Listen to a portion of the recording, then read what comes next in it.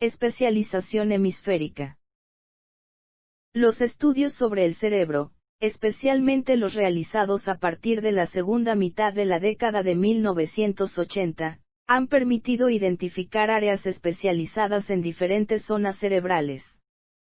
De esta forma, se ha constatado la existencia de áreas relacionadas directamente con cada uno de los sentidos, otras vinculadas a las emociones, unas más con el lenguaje oral o escrito, y así sucesivamente.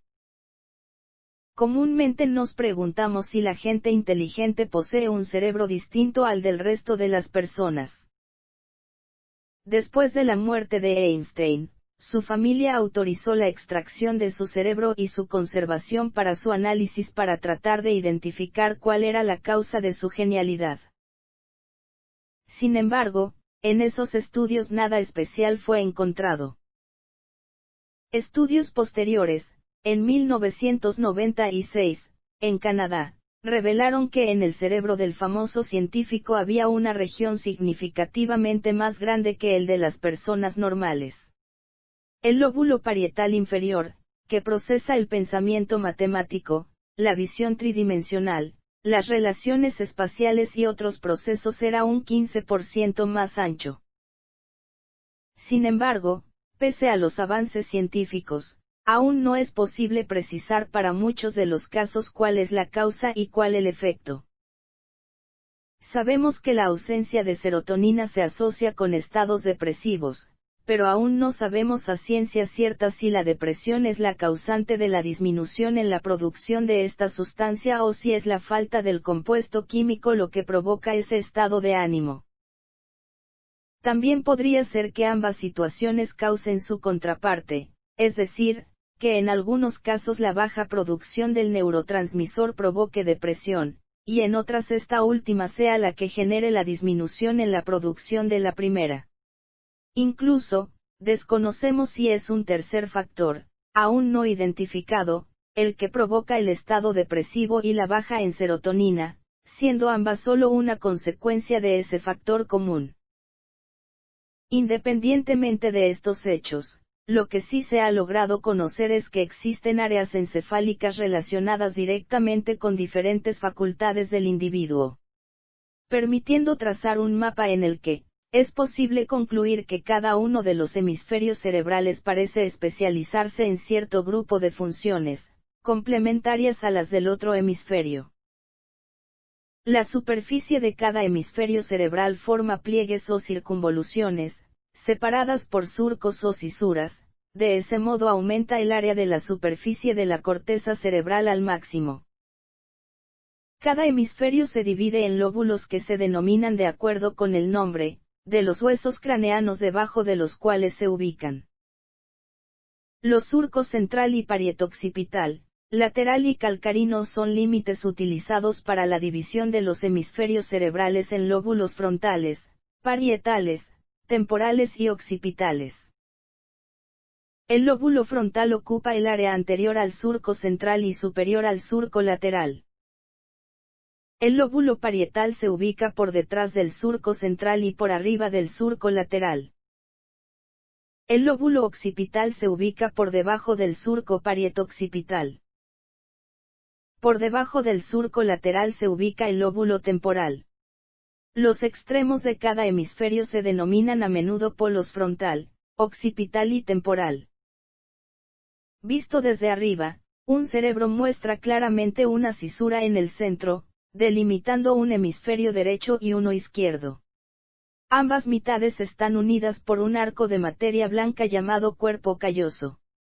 Es en el cuerpo calloso donde se entrecruzan muchas de las fibras nerviosas del encéfalo, resultando en que el hemisferio izquierdo está normalmente relacionado con la parte derecha del cuerpo, y el hemisferio derecho lo está con la parte izquierda del cuerpo. Los hemisferios cerebrales forman la mayor parte del encéfalo y están separados por una misma cisura sagital profunda en la línea media, la cisura longitudinal del cerebro. Esta cisura contiene un pliegue de la dura madre y las arterias cerebrales anteriores. El primer autor que hizo referencia a una especialización hemisférica de la emoción fue Jackson, en 1879. Tras observar que los pacientes afásicos conservaban el lenguaje emocional, Jackson indicó que el hemisferio derecho era el responsable de la expresión emocional. Los primeros hallazgos se deben al médico francés Paul Broca, 1824 a 1880, y al neurofisiólogo alemán Karl Wernicke, 1848 a 1904, quienes a partir de pacientes con daño cerebral en el hemisferio izquierdo observaron que estos presentaban dificultad en el habla. En 1949, MacLean presentó su teoría del cerebro triuno, que complementa y amplía la teoría de la dominancia cerebral. Según su teoría, el cerebro humano estaría formado por 3 cerebros integrados en uno. A. El reptiliano, formado por los ganglios basales, el tallo cerebral y el sistema reticular, y sería responsable de la conducta automática o programada. No estaría capacitado para pensar, ni sentir, su función es la de actuar, cuando el estado del organismo así lo requiera. Incluye las rutinas, los hábitos, el espacio vital, condicionamiento, imitaciones, inhibiciones, ritmos y seguridad. B. El sistema límbico, que está formado por los bulbos olfatorios, el tálamo, placer, dolor, las amígdalas, nutrición, oralidad, protección, hostilidad, el núcleo hipotalámico, cuidado de los otros, el hipocampo, memoria a largo plazo, el área septal, sexualidad, y la pituitaria, directora del sistema bioquímico del organismo. La función principal de este sistema es controlar la vida emotiva, lo cual incluye los sentimientos, el sexo, la regulación endocrina, el dolor y el placer. Es el cerebro afectivo, el que energiza la conducta para el logro de las metas. Su desequilibrio conduce a estados agresivos, o bien a depresiones severas, entre otras enfermedades. C. La neocorteza, formada por los 2 hemisferios, es el lugar donde se llevan a cabo las funciones cerebrales superiores.